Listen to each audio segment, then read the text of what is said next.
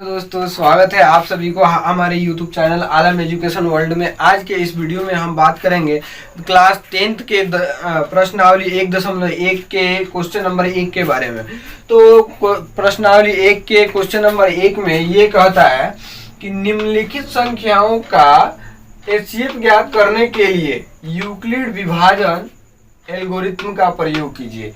यानी कि यहाँ पर दो धनात्मक संख्या दिया हुआ है और ये कह रहा है कि यूक्लिड विभाजन एल्गोरिथम का प्रयोग करके इन दोनों धनात्मक संख्याओं का मौसा ज्ञात कीजिए, यानी एचसीएफ ज्ञात कीजिए। तो आइए हम हल करते हैं। तो दोस्तों हमारे पास दो धनात्मक संख्या प्राप्त है। इन दोनों धनात्मक संख्याओं में ए और बी हमें प्राप्त है। तो इन दोनों में हम सबसे पहले ये देखेंगे कि ए कौन सा होगा। तो ये वह संख्या ए होगा जो इन दोनों संख्याओं में बड़ा होगा। तो यहाँ देखते हैं कि ए 225 है, यानी कि यहाँ लिखेंगे माना ए बराबर 225। क्योंकि यहाँ पर ए 225 इसलिए लिए हैं क्योंकि इन दोनों में बड़ा है और b बराबर 135। तो इसलिए यूक्लिड विभाजन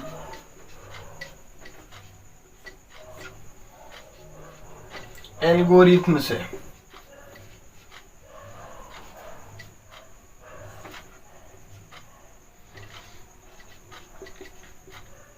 तो यूक्लिड विभाजन एल्गोरिथम ये कहता है ए बराबर बी क्यू प्लस आर, जहां पर आर जो है 0 के बराबर हो सकता है या 0 से बड़ा हो सकता है, लेकिन हमेशा b से छोटा होगा।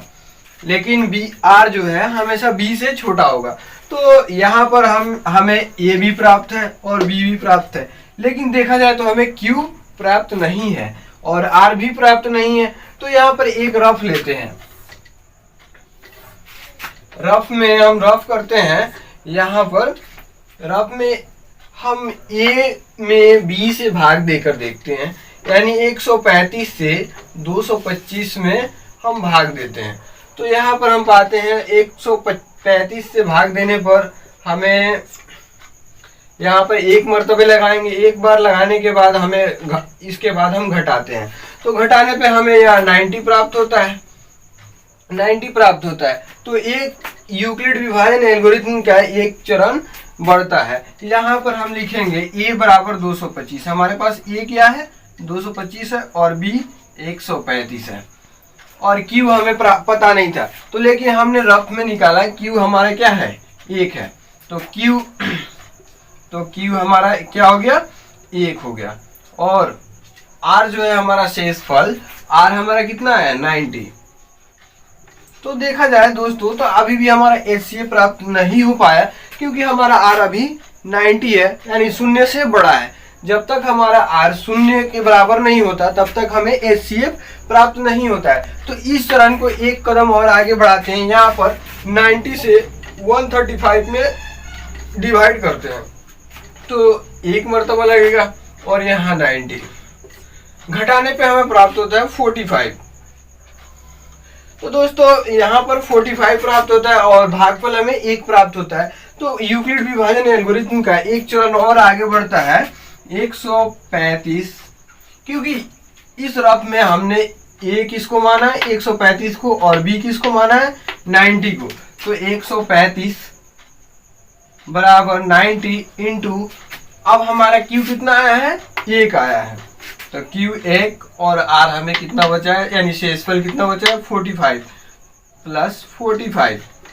तो दोस्तों देखा जाए तो यहाँ पर भी हमें अभी आंसर प्राप्त नहीं है, यानी कि हमें उत्तर प्राप्त नहीं है।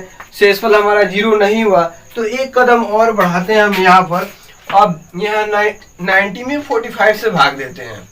90 में 45 से भाग देते हैं तो यहाँ पर 2 मर्तबा आता है और 45 दूने 90 तो हमारे घटाने पर 0 आता है। शेषफल यहाँ पर 0 आता है। तो यूक्लिड विभाजन एल्गोरिथम का एक चरण और आगे बढ़ता है। हम यहाँ पर 90 को इस बार ए माने हैं, तो 90 बराबर। अब उसके बाद बी हम किसको माने हैं, 45 को, तो यहाँ 45 को बी माने हैं।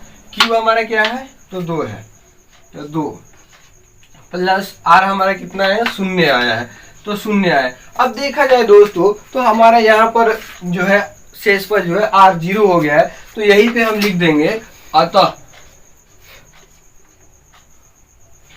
HCF of